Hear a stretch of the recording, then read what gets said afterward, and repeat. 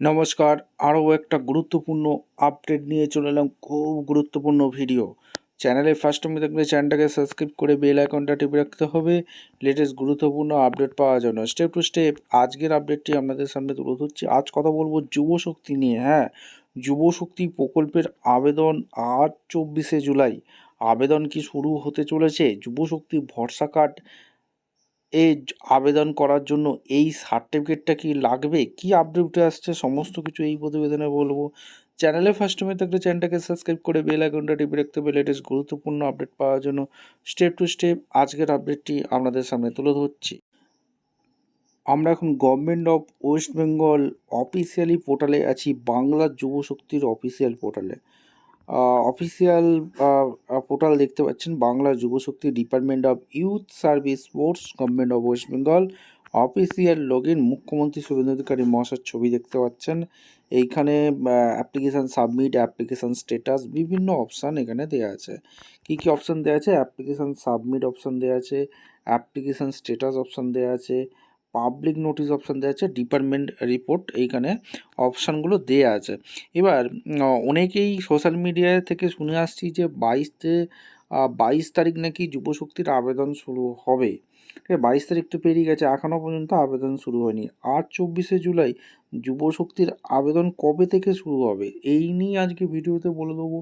চ্যানেলে first time থাকলে চ্যানেলটাকে সাবস্ক্রাইব করে বেল আইকনটা টিপে রাখতে হবে লেটেস্ট গুরুত্বপূর্ণ আপডেট পাওয়ার জন্য। স্টেপ টু স্টেপ আজকের আপডেটটি আপনাদের সামনে তুলে ধরছি।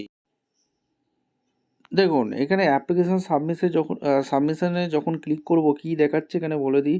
এখানে অ্যাপ্লিকেশান সাবমিট ক্লোজ হয়ে গেছে। ঠিক আছে, অ্যাপ্লিকেশান সাবমিশন ক্লিক করতে এরকম দেখাচ্ছে, government of West Bengal application submit close হয়ে গেছে, এখনও পর্যন্ত আবেদন শুরু হয়নি।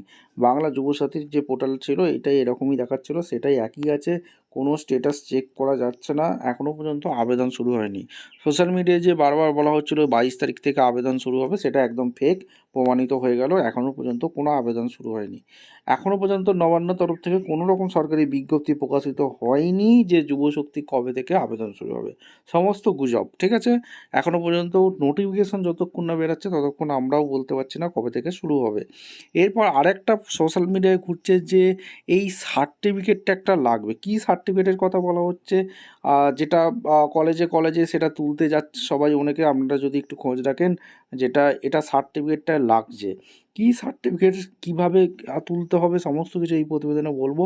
চ্যানেলে ফার্স্ট টাইমে থাকলে চ্যানেলটাকে সাবস্ক্রাইব করে বেল আইকনটা টিপে রাখতে হবে লেটেস্ট গুরুত্বপূর্ণ আপডেট পাওয়ার জন্য। এই প্রতিবেদনে বলছে প্রফেশনাল ডিগ্রি সার্টিফিকেট লাগবেই, নাহলে মাসে মাসে যুবশক্তি 3000 টাকা পাবেন না।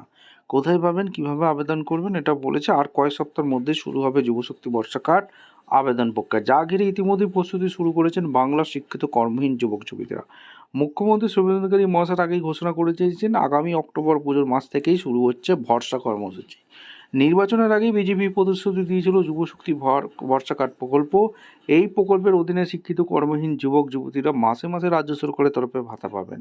গ্র্যাজুয়েট কর্মহীন যুবক যুবতীদের মাসিক 3000 টাকা এবং নন গ্র্যাজুয়েট কর্মহীন যুবক যুবতীদের মাসিক 2000 টাকা দেওয়া হবে। কিন্তু জানেন কি যুবশক্তি ভরসা কার্ডের জন্য কি নথিপত্র প্রয়োজন? জানা গিয়েছে যুবশক্তি ভরসা কার্ডের আবেদনের জন্য কর্মহীন যুবক যুবতীদের অরিজিনাল এবং প্রফেশনাল ডিগ্রি সার্টিফিকেট জমা দিতেই হবে। রাজ্যের একাধিক কলেজ বিশ্ববিদ্যালয় ইতিমধ্যে এই ডিগ্রি সার্টিফিকেট সংগ্রহের জন্য ভিড় জমাচ্ছেন প্রাক্তন পড়ুয়ারা। আপনি কি জানেন কোথায় প্রফেশনাল ডিগ্রি সার্টিফিকেট পাবেন, কিভাবে আবেদন করবেন?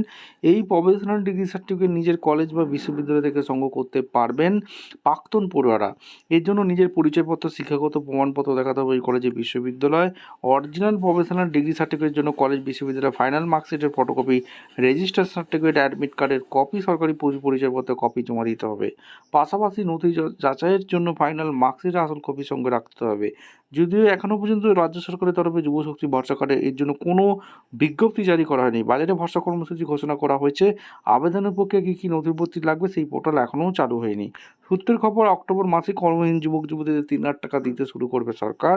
তার আগে আবেদনের প্রক্রিয়া শুরু হবে। সেই সংক্রান্ত বিজ্ঞপ্তির জন্য অধীর অপেক্ষা করছেন বাংলার যুবক যুবতীরা। আপনাদের যদি কোনো কোশ্চেন থাকে অবশ্যই কমেন্ট সেকশনে লিখবেন এবং চ্যানেলে ফার্স্ট টাইম থাকলে চ্যানেলটাকে সাবস্ক্রাইব করে বেল আইকনটা টিপে রাখবেন। দেখা হচ্ছে কোনো পরবর্তী ভিডিও। ধন্যবাদ।